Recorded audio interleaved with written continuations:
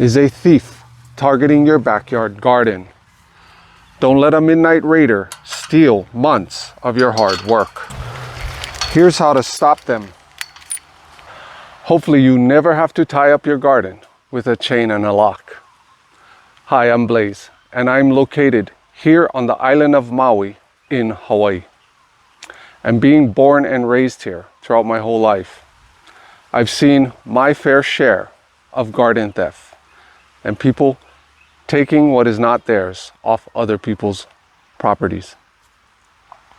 Because, you know, it's very lush and tropical here, so there's tons of food growing everywhere. So, you know, you wouldn't be surprised if you have, say if you have a bunch of fruit trees on the edge of your property and they say they're hanging over your fence, right? That is just asking for people to come and pick off, you know, a bunch of your fruit, whatever is hanging over. Which is, it's not that bad, honestly. If they came and they asked you, if like, hey, can I pick some fruit that's hanging over the edge? Usually that's pretty cool. Like, I would be okay with that, honestly. But most people will just pull up and just start yanking fruits off without even asking, right? So, and other than that, you know, if not, there might be a midnight thief that comes through jumps your fence or whatever they might do, and then yank out all your produce, which is highly unlikely. But garden theft is on the rise because people are realizing how pricey it can be to buy high quality organic produce. So here's some tips that I'll share with you today that I use myself to deter any type of garden theft. And the first step I can share with you is, depending on the size of your property and where you're growing, say maybe fruit trees, I would avoid growing fruit trees near the edge of your property, right? Because in the beginning, you might pop in that tree and it's not that big. But throughout the years, they usually get huge if you're not pruning them often. And then eventually they'll hang on the edge of your property, and eventually you'll just be asking for people to come and pick your fruit. You know, maybe you live in a neighborhood where you don't have to worry, and that's pretty awesome if you do. But I think majority of the places, somebody will eventually come around and start picking your goods, right? Again, it's all cool if they come and ask. Like, I'm cool with it. So by planting your fruit trees, whatever they are, by seed or grafted, I would plant it more in towards your property, maybe closer to your house, but not too close to your house to where when they get big, that's another issue too. Like, I would not be planting any type of trees near your house because eventually if you have a big storm or a big wind, you know, then you're just asking for a huge branch to like damage your home, which I see this all the time. People grow fruit trees actually and other trees too close to their house. I would try to plant them in the middle of your yard if you have a big yard. And if you don't, I would plant grafted fruit trees and keep them pruned often wherever you have space. Another tip that I use personally to help to deter theft is by creating privacy in your yard. So let's say on the perimeter of your property, and you live, say, next to a busy road or something, I would plant some type of, say, bougainvillea, bamboo, whatever plant that creates privacy, like a privacy bush. I would highly recommend growing some kind of plant. Usually what people don't see, they won't think about, right? So, you know, if you got a beautiful lush garden growing behind a thick bamboo hedge or bougainvillea hedge, then you should be good to go. So having some kind of privacy from the road or from whatever, maybe your neighbors, if you got neighbors like that, would help to deter people from even getting ideas of pulling anything fishy. Another hack you could also use is, say you didn't want to go through all the hassle of planting, say, bamboo or bougainvillea, whatever it is. You could go to Home Depot or Lowe's and stuff and buy those privacy cloths, right? And then if you have a fence line, you can run them along your fence, and you know, they're kind of an eyesore to me, honestly. They don't look as beautiful as plants growing along your fence line, but they do help. So, you know, another budget hack for you, if you just wanted to like get up some privacy fast and quick, look into buying those privacy screens that you can roll along your fence. You know, a fence is another good thing to have also. And if you don't, consider planting something along the perimeter. What I ended up doing is, along the perimeter of the property where I'm at, I ended up planting this very type of tree right here behind us. You know, and this tree is pretty common here in Hawaii, and it's called the tea leaf, right? And I was able to access a bunch of these trees from the yard and in the mountains. So I got a ton of cuttings of these trees, and I just planted them all along the perimeter of the property to help create more privacy. So it has helped, but the best ones I've seen to date has been bougainvillea and bamboo, without a doubt. Let's just say you woke up one morning and, God forbid, your garden was torn to pieces. The first thing I would do is, when you go into your garden, look for footprints, or even say like animal droppings, right? Because you got to be a detective and figure out, was it an animal or was it a human?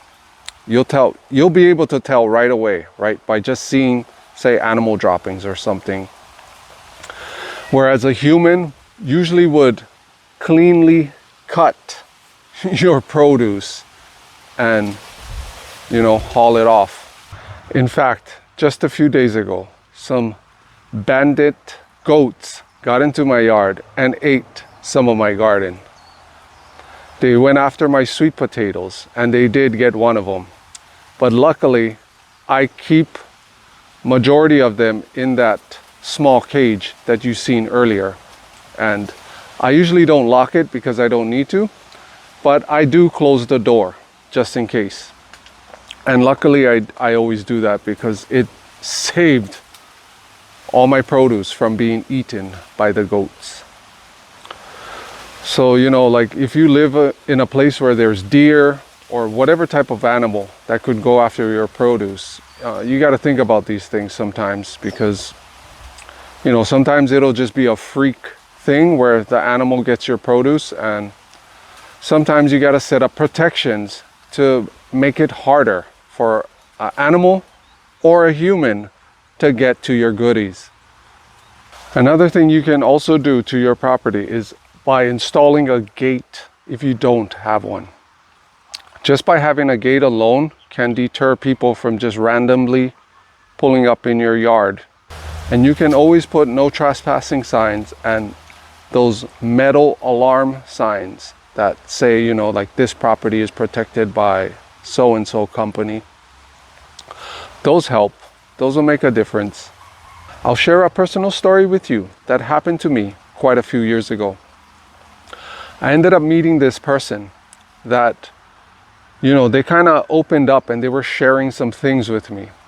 And eventually the conversation led into burglarizing and taking stuff from other people. For whatever reason, if they were high on drugs or not, they started sharing certain scenarios and like the things they would do to get past certain things like set up to deter, say, thieves or burglars, right? They were like running these scenarios by me and sharing like, this is how I would get past this. This is how I would get past that. And after listening to this person explain some of these scenarios to me, it really opened up my mind And I ended up upgrading my protection way better than I ever thought possible. After listening to that, I changed everything of how I started protecting myself, my family, and say like your precious garden too, right? Because I would say maybe majority of the people who do these types of stuff, they aren't pros, right? And a lot of them are clunky and they aren't that good, and they get caught a lot of the time because they're not that smart. But there is a few out there that are truly pros at this, and they think things out well. So when they execute stuff, you know, it's almost like a Hollywood movie. After that whole situation with that person, everything changed for me. As far as when I set up certain checkpoints or security points within the perimeter of the property, now I really think deeply of like, okay, what would that person do, right? If they wanted to get past something like this. And I tell you right now, that was a true blessing actually in disguise. That was a truly blessing in disguise, because it changed the way I looked at protecting myself and my family and my garden forever. So just realize that the probability of something like this happening is probably on the lower end, but it still happens every single day to people out there. So just make sure you protect yourself, create privacy around your property, and just make it much harder for somebody who even is thinking about doing something like that to you. You just set up scenarios where you make it extremely hard and make it not even worth it for somebody to try to get in and get to your garden, right? Maybe your garden is the least of your worries, right? That, oh, they can take the garden, but don't touch, you know, my car or whatever it is, right? But there is a lot of people who go out there and take produce, right? Because I've seen it throughout the years. Like, people will raid your entire tree full of whatever you got, apples, avocados, cherries, doesn't really matter. If they are in full bloom and ready, right? Like, people know when they see a tree and they're like, wow, this thing is glowing and it's ready. You know, I've heard a few horror stories of people even cutting down an old tree that fruits tons of fruit every single year, and then they end up chopping down this tree just to do the harvest, right? And then it's like, why did you do that for? Because now you ain't going to get any fruit off of it, or it'll take maybe years for it to fruit again. So after coming across some of these situations, I really think deeply now, and think deeply too when you're setting up your, you know, maybe it's just a deterrence, you know, and maybe if you live in a gated community where something like this would never happen, then that's awesome for you. But I'm just sharing my personal experience, and especially here in Hawaii, there's a lot of theft when it comes to produce being grown, because these are tropical islands and they're lush with tons and tons of food growing everywhere. And talking about sweet potatoes, if you would like to start growing your own food right in your backyard, even if you have a tiny and small space, then go check out my video where I show you how to grow sweet potatoes the simple and easy way. I'll leave a link for that video above and down in the description box below. Also, I would highly recommend setting up some kind of security system, camera system. You know, they're quite cheap these days, and you could buy a pretty decent one for like a couple $100. And maybe, let's just say another scenario. If you don't have the money to go set up a security system, then look into buying those fake ones. They got those fake ones where it's like fake cameras you can set up around your property. That is an awesome budget hack to use to help to deter people from getting into your property or your garden. Go buy those cheap fake cameras and just set them up. They're better than nothing. But realistically, you want a good real one, so that, you know, that thing can notify you in the middle of the night when it's pitch black and all these cameras now, they got infrared, right? So they'll pick up any type of motion that happens, right? So definitely look into getting a real one. But if not, at least put up those fake mock cameras, and that'll be better than nothing. Another awesome thing to have actually in your, say your garden, you can put this around your yard too, is those solar lights, right? You can buy a whole box of them. Buy the good high quality glass solar lights. If you try and notice, a lot of these solar lights these days are plastic, and after about, say, a year, they're pretty much junk after a year, because the plastic gets clouded after a year and they just get all brittle and stuff. So look for high quality glass solar lights that you can maybe put like AA batteries in, you know, rechargeable, and you can place them around your garden, around the perimeter of your yard. And this is another awesome little hack to use, is have them around your garden. Then you can see who's walking around, if it's an animal or maybe a human. I have ran into a few situations myself where people just pulled up and started to take produce without asking. I would have more respect for someone if they just pulled up, maybe in your driveway, and asked you kindly if they could pick some produce. I would be cool with that. But just pulling up, say maybe on the outskirts, and then just picking ravagely, that's a whole nother story. So as far as, you know, another last tip that I can share with you that you can use to help to protect your garden or even your home from anyone with ill intentions is consider getting a dog. Having a dog is one of the best security guards that you can have, period. Along with having an awesome companion, you'll also get one of the best security guards that money can't buy. And if you can't get a dog, then maybe lean towards getting a couple of those signs that you can put up on the perimeter of your property that says beware of dog. Because just having any one of these is better than not having them at all. If you would like my free Bright Bites meal planner to help you to stay organized and save you time by planning your meals throughout the week, then comment the word bright down below and I'll be sure to get that out to you. Also, here's another one of my favorite protection tools that I use to keep my yard and garden safe. I ended up buying high-powered flashlights. These are like super spotlights.